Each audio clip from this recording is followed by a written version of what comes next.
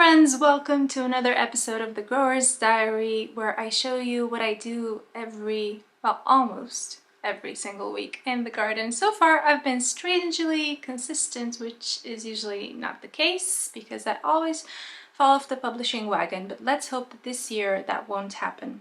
Since I'm a new YouTuber, allow me to introduce myself. Hi, my name is Adriana. I live and garden in beautiful Transylvania, Romania, Zone 6B, underneath some wonderful mountains. Which is why it's snowing a lot, and which is why I haven't been gardening this week, because the weather has been like this. Morning! Just wanted to show you the snow today, because it wouldn't be spring in Transylvania without some sort of snow in the end of March and even mid-April. Hopefully not this year. So it's really lovely, but I obviously can't do anything in the garden. 0 degrees Celsius, real feel is -8, wind is blowing. If this were December, I would be delighted, but not the case. So I'm back to doing whatever needs to be done inside the tiny house. And this is also the reason why I'm now shooting from inside our tiny house. I should probably do a tour of the tiny house someday. Let me know if you would like that, leave it in the comments. And it's been raining a little bit today. I tried to put some work in, I actually did a lot of work, and I still have some work left to do. And I decided to film the update indoors so that my camera doesn't get wet. Happy days! Yeah, so the truth is I'm not happy at all. I'm feeling kind of deflated. It's cold and I do get affected by the weather. Nothing is sprouting in the garden, and also my business is kind of garden related, at least one of the sites that I own and write on, and is just not taking off. And I don't know, all this has left me feeling kind of blah. And it's hard for me to film this, and I hope I don't get you down, but gardening is the most therapeutic thing that I can do when I do have the time. And so far I put in 4 hours in the garden, hoping to go and work about 2 more hours today to get everything done. And this is what I have achieved so far in just 2 short days in the garden.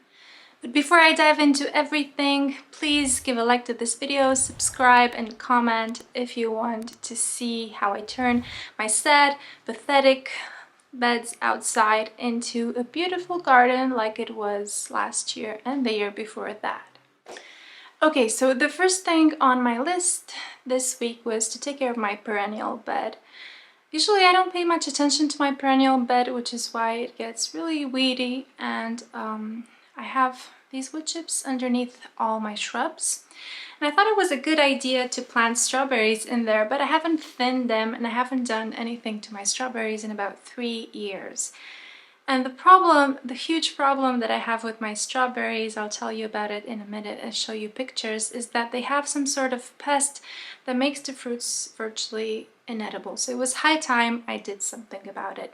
So I started off with weeding my beds. I actually love weeding because it gives me such an easy win and it's such a mindless task.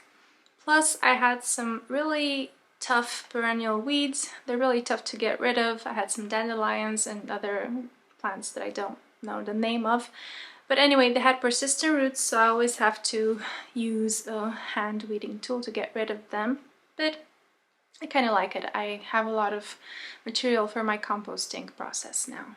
Next, I made sure to prune the rest of my shrubs.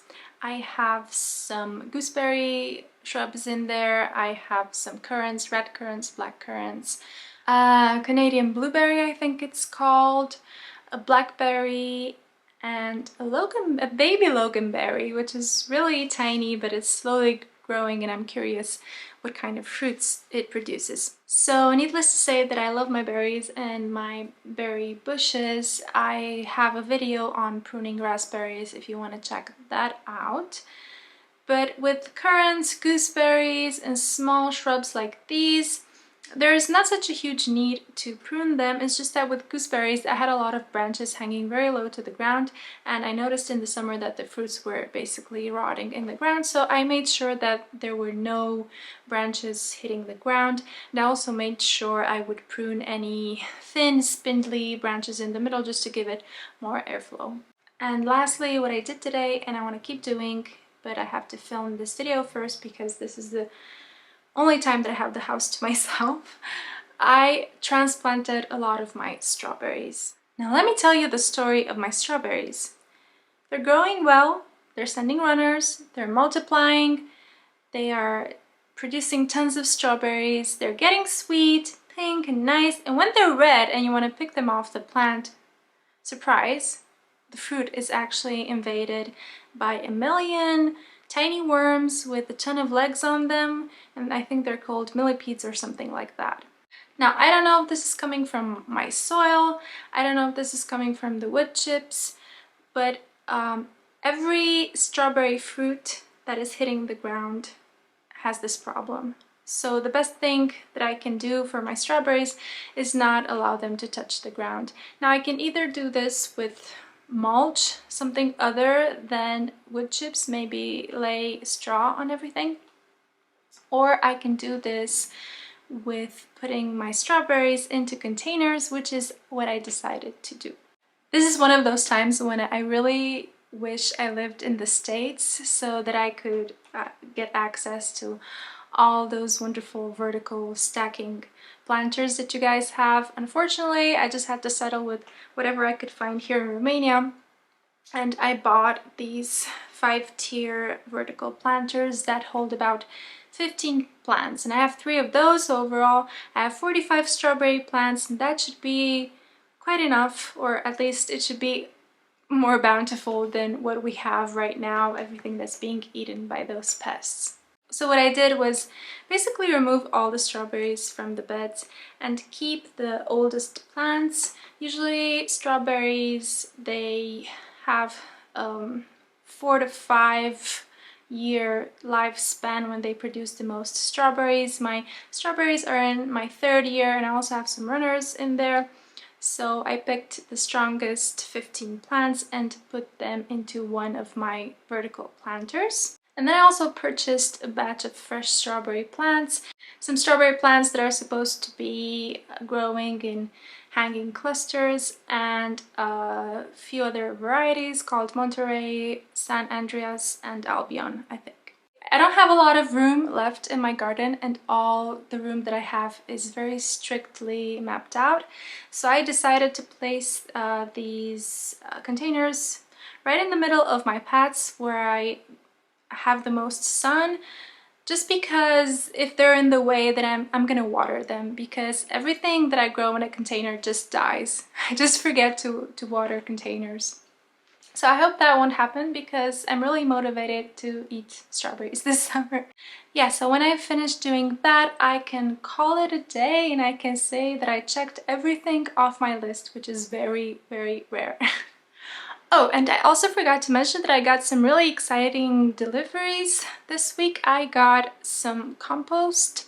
I know I said I won't be getting any more compost, but the guy who sold it to me in the past, he called me, and I just, you can't refuse compost, right? So I got some more compost, not a lot, about 10 bags, and I got some soil to fill up some of the raised beds that don't have as much soil on the sides anymore because they're kind of falling apart.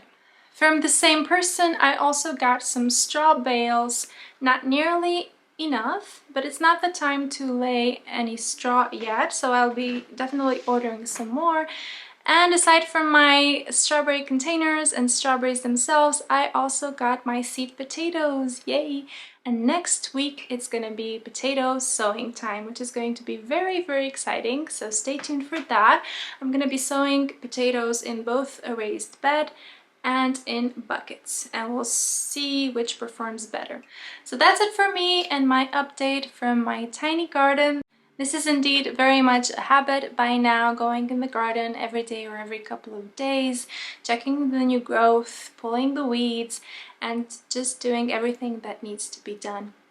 Because we're a small family and because I've been dealing with some health issues, gardening is more than just a hobby by now. It is a necessity, and I wouldn't imagine my life without all the veggies that I have in the root cellar and in the freezer. I can't wait for my garden to be all nice and green, and I can't wait to show you how the efforts I'm doing now have paid off big time. Hope I see you back next time. Don't forget to like, don't forget to subscribe, and until next time, my friends, have a lovely gardening season.